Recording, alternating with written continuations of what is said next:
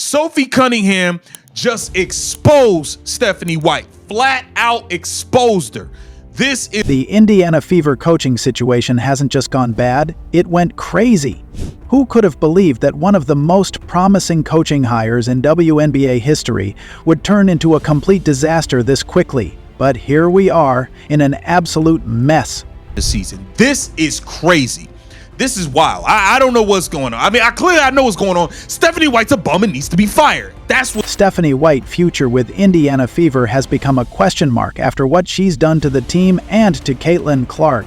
It is a systematic sabotage of her talents. Just imagine a coach who took a team that was running opponents and turned them into an utter failure. The Indiana Pacers owner could be so stupid that they would possibly try to sabotage the greatest asset. You have got the generational talent WNBA has ever seen in the form of Caitlin Clark, a player who brought zeal and zest to the game, who single-handedly drew millions of fans to the league, and you, instead of building around her strength, decides to completely neutralize everything. The audacity, such a shame. You did not need to come here. You didn't need to come to Indiana. You could have stayed where the hell you was. You could have stayed where you was, Stephanie White. Wasn't none of us kicking down your door. Where is this coaching disaster heading to? Players are calling out their own coach, fans are calling out, social media is demanding answers. How many more such incidents would take Indiana Fever to take some strong action? Stay tuned for the complete breakdown. And if you think Stephanie White needs to go, drop a fire white in the comments below. Let's unravel together what's really happening in Indiana. Okay, so what we are witnessing right now is an absolute nightmare. The Indiana Fever coaching situation is turning absolutely crazy right before our eyes. It is not just bad coaching, but a systematic sabotage and a deliberate subversion of a generational talent like Caitlin Clark's. The creator and instigator of offense. All right, Stephanie White puts out Remember when Stephanie White was hired? Everyone was happy. The players, the management, the fans were joyous that someone who knows the game, who knows the rules, someone as a former player at WNBA, someone who has been in those locker rooms, felt that fire, someone who, on paper, should have led from the front and could maximize Caitlin Clark's incredible abilities, but she chose to be selfish. Instead of thinking about Clark, she was determined to prove that she is smarter than everyone else, including her own superstar player. And this is not a made-up story, a rumor. But the most blistering, the most damning statement came straight from a role player, Sophie Cunningham, in her post-practice interview. She said, clear as day, "I think that everyone saw that we kind of got some flow when Kate was hurt and our offense was clicking. But now we have to have a new offense when she's in there, because she just brings that much to the game." The only one that does not seem to understand that is head coach, the fraud, the clown, Stephanie. Did you catch that? Let that sink in. Sophie Cunningham gets what the head coach does get, or rather refuses to accept. She is literally saying that the entire system, yes, the entire system, needs to be adjusted to accommodate Caitlin Clark's talent. Yes? She nails the strategic need perfectly.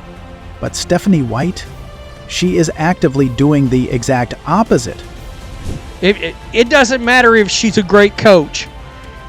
If that great coach does not know how to utilize the skills of your best player, what she is doing is not just bad coaching.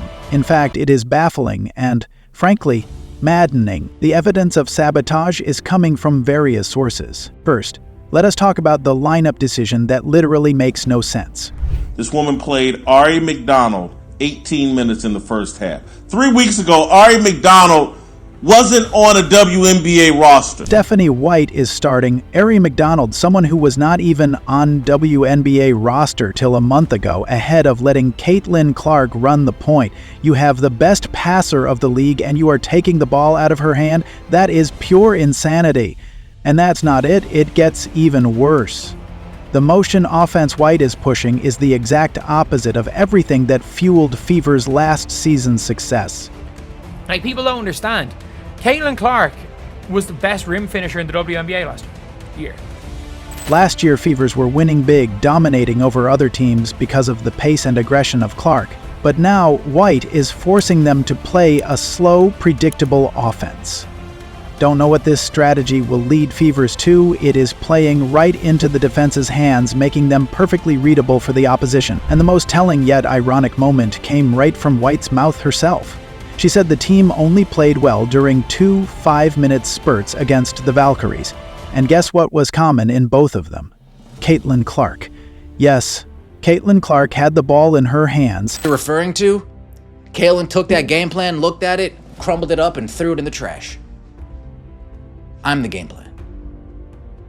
I'm back. The way she ran everybody out of Vanderbilt. Here is where everything gets really interesting yet alarming. Stephanie White has a whole history of sabotaging players. New information has surfaced which shows White has ran off all the best players during her Vanderbilt history. Stephanie White's first season, she ran off all the best players she had. This is so concerning. And this is not a coincidence, not by chance, but it has become a pattern. We have evidence now she has a history of alienating players, sabotaging their talents, and seeing the old patterns and history makes the current situation about Caitlin Clark extremely alarming and concerning, doesn't it? Do comment below what you think of the situation. Like, you are so fixated on this system and this style of play is disgusting. You are disgusting as a head coach. The Indiana fans and Clark's fans in particular are in absolute revolt. The evidence is everywhere, on all the social media platforms, on X, on Reddit. Twitter is flooded with Stephanie White's firing demands. Fans are threatening that they won't attend games. They would boycott the league if this continues.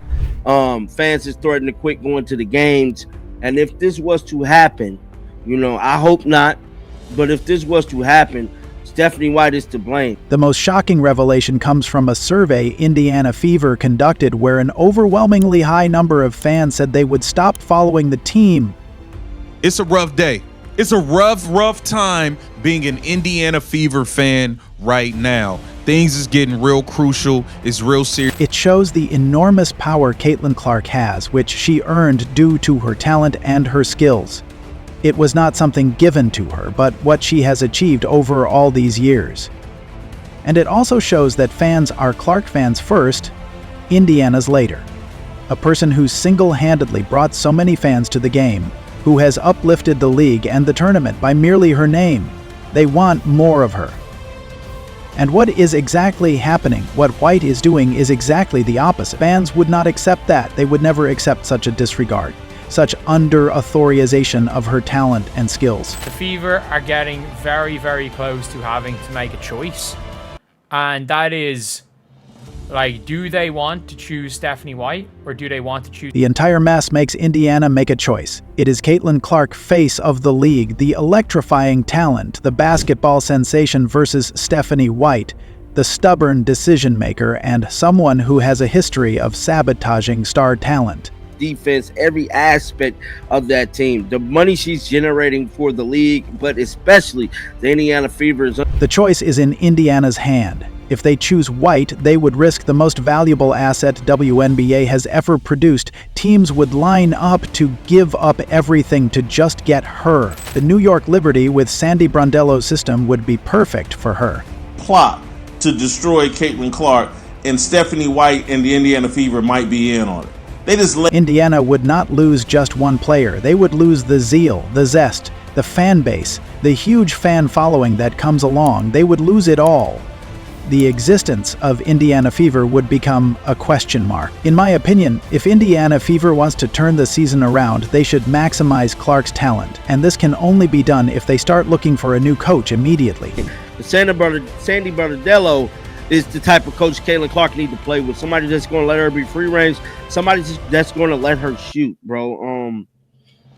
They need someone who can optimize her talent instead of sabotaging it. Like, come on, you have got a player, which others can only dream of. You have got a gem and you are squandering it. Such a shame. Clark once said, "I'm not just here to play, I'm here to lead." It was a mission statement which said Indiana Fever, instead of preventing it, silencing it, should maximize it. The clock is ticking. You've still got the time. Still, you could build your system around her strengths. That would be beneficial for both the team and Indiana. There's still more drama loading. More is unfolding behind the scenes. What do you think? And as of right now, the whole Indiana Fever organization is looking real damn spooky. What would Indiana Fever do? Is Stephanie White's firing inevitable?